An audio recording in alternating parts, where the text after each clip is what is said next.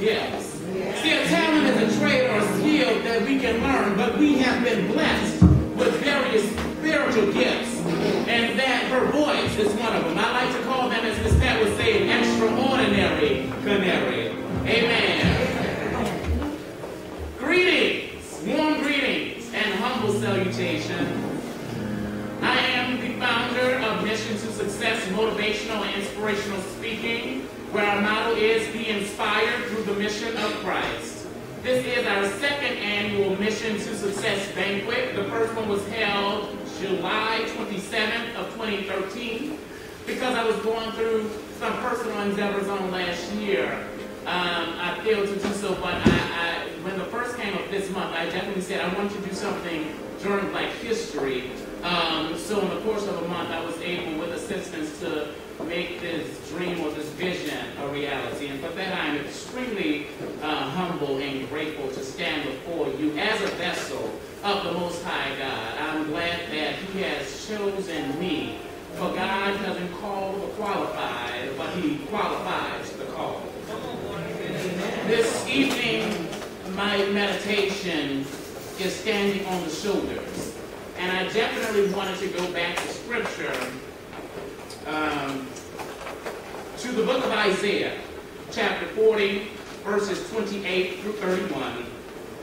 And it reads, "Hast thou not known, hast thou not heard, that the everlasting God, the Lord, the creator of the ends of the earth, fainted not, neither is weary. There is no searching for His understanding. He giveth power to the faint, and to them that have no might He increaseth strength. Even the youths shall faint and be weary, and the young men shall utterly fall." But the 31st verse says, "But those that wait upon the Lord shall renew their strength. They shall mount up with wings as eagles. They shall run and not be weary. They shall walk and not faint." This is the word of God for the people of God. Thanks be to God. Before I start, I have a few questions for you all this evening. How many of us know that we have a responsibility? How many of us know that with responsibility comes accountability? How many of us know that with accountability we cannot get weary? The foundation of this nation, as falsified information tells us, was not created by your modern-day Europeans. It was not created, was not founded by your Christopher Columbus. It was not discovered nor built by individuals that we were taught to believe built our nation. Those people who stood strong, who stood tall, who persevered, those enslaved Africans that were taken captive from our homeland, those enslaved Africans who were taken against their will, built the foundation that is today an incorporation, the United States of America. We need to learn that we need to no longer be manipulated by what is brought or presented to us. Oftentimes, we alter our viewpoints from that of spiritualization to commercialization. A lot of times, we can see a commercial and it can change our whole viewpoint on a particular thing or something that we've already been taught or something that our faith has taught us to be true. There was an instance, I attend Diller, where we have an instructor, an adjunct, who doesn't necessarily believe in the teachings of Christ. He's a spiritual person, but all of that, he doesn't believe in the spiritual acts of Christ. And oftentimes, that's why I think me and my colleagues, fellow Christians, got to be, but that's not here or there. Because, I'm not one to those who know me know I'm one to keep my mouth shut. So, I've been taught that God is the creator of all man. I've been taught that He sent His only begotten Son, who who so loved the world that he died upon an old rugged cross. I have been taught that there was a man named Noah who God commanded to build an ark and do his will. I have grown to know and I have been taught that up under his wings shall we be covered. I have grown to know that it is by the shoulders on which I stand that I'm able to be in front of you on today. We can no longer be manipulated. You can only go as high as your mind takes you. Not as high as someone else might tell you can go. Not as high as your weary mind might say you can go because you haven't gotten the answer. There's a first time to everything. And when I relate to answers, there's a few answers that God gives us to our questions or to our challenges. And I think that's oftentimes why we grow weary or why we go faint. But God can answer us yes. He can answer us no. He can answer it, wait on it. Or he can answer it, I have something bigger and better for you.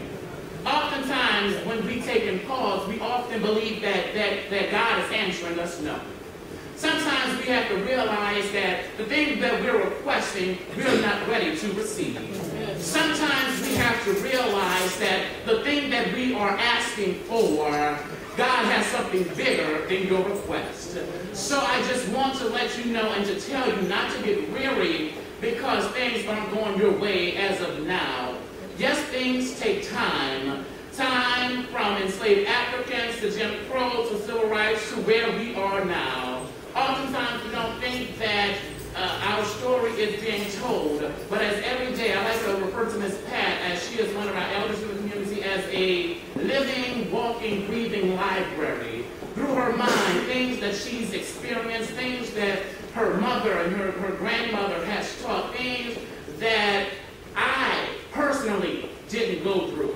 But I'm so blessed to know that she's able and that she's here to tell the story of her ancestors, to tell the story of her parents and grandparents on the shoulders in which she stands, to tell her own experiences of the hardships of being an African-American, strong, black woman.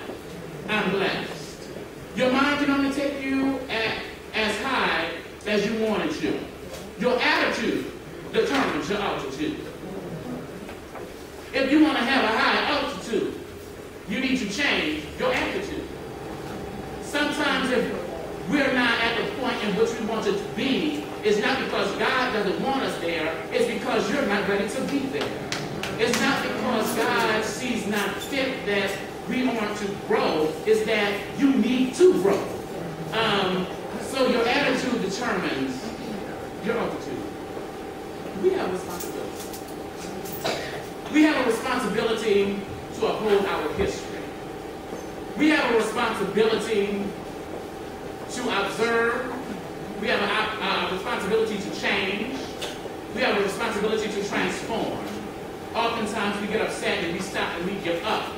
And we get upset because we don't hold ourselves accountable to transform. So why should I complain if I'm not doing anything about it? Why should I be upset with politics or whom is governing my country? And I didn't go to the polls when they said go. I didn't go to early voting. That's our responsibility as citizens. It's not our duty. Your duty is to pay your taxes because you ain't got no choice. But your responsibility, which is saying should I or should I not, is going to those voting polls to make a change. Oftentimes, we have dreams. And Langston Hughes, the great poet during the Harlem Rights time, wrote a poem named Harlem. And it reads, what happens to a dream deferred? Does it dry up like a raisin in the sun? Or fester like a sore and then run? Does it stink like rotten meat? Or crust and sugar over like a syrupy treat? Maybe it just sags like a heavy load. Or does it explode? No matter what we're dreaming of, keep fighting to get your dream. Keep fighting to obtain your dream. I'm sure Dr. Toya Barnes Sr. has experienced many adverse times, as she is now a part of the President's Cabinet at a top-ranking historically black college and university. I'm sure that she's experienced many hard times. I'm sure that she has had a dream that she thought was deferred, because it oftentimes weighed heavy, because it oftentimes, sometimes the situation she was in, sometimes it stunk. Sometimes the situations that she might have been put in were pondering to her mind, saying, why am I going through this? But at the end of the day, if we keep all our faith and hope and our dreams and trusted in the Lord, and faith is believing, she is now the Vice President for the Division of Student Success at Dillard University. She was once over all community colleges, where she had various offices in the city. She once, now she's able to be the example to her children. My siblings, Tia and Ty, who are present, and also my little brother, Rod, who just signed to Tulane football team. Tia, who is a freshman at Loyola. Ty, who's a junior at Loyola, and she also crossed the Eta Theta chapter of Alpha Kappa Alpha sorority incorporated. So if you didn't register what Ms. Cat was talking about in historical context of 1908, I just kind of opened the window. But I'm sure that she had experienced some adverse times and good dreams. And I've been enjoying, thanks to Ms. Pat, the Dr. King speech for some years now. But Dr. King, too, had a dream. And I'm not going to exactly go into the dream, but I'm going to do the ending. And this day, this will be the day when all of God's children will be able to sing with new meaning. My country, 'tis of thee, sweet land of liberty, of thee I sing. Land where my fathers died, land of the pilgrim's pride. From every mountainside, let freedom ring. And if America is to be a great nation, this must become true. And so let freedom ring from the hilltops of New Hampshire. Let freedom ring from the mighty mountains of New York. Let freedom ring from the heightening of Pennsylvania. Let freedom ring from the snow-capped Rockies of Colorado. Let freedom ring from the curvaceous slopes of California. But not only that, let freedom ring from Stone Mountain of Georgia. Let freedom ring from Lookout Mountain of Tennessee. Let freedom ring from every hill and molehill of Mississippi. From every mountainside, let freedom ring. And when this happens, and we allow to let freedom ring, when we let it ring from every village and every hamlet, from every state and every city, we'll be able to speed up that day when all God's children, black men and white men, Jews and Gentiles, Protestants and Catholics, will be able to join hands and sing in the words of the old Negro spiritual. Free at last, free at last. Thank God Almighty, we are free at last. Dr. King, too, did have a dream. I want to let you know that we stand on some shoulders, y'all. I want to let you know that no matter what we're going through, we always have history to look back on. I want to let you know that wherever we're going through in Isaiah, it tells us, wait upon the Lord, and you shall have renewed strength. It says, they shall mount up with wings as eagles. They shall run and not be weary. They shall walk and not faint. I come here to tell you to trust upon the Lord. I come here to tell you that anytime you might get weak, always believe that He's able to do exceedingly and abundantly, above all we can ever ask or think. I come here to tell you that when you feel all hope is gone, when you feel your back is against the wall, when you feel like all walls are closing in, put your trust in the Lord. Sometimes we experience some adverse times in our life, and sometimes we might experience the death of a close loved one. But I just want you to know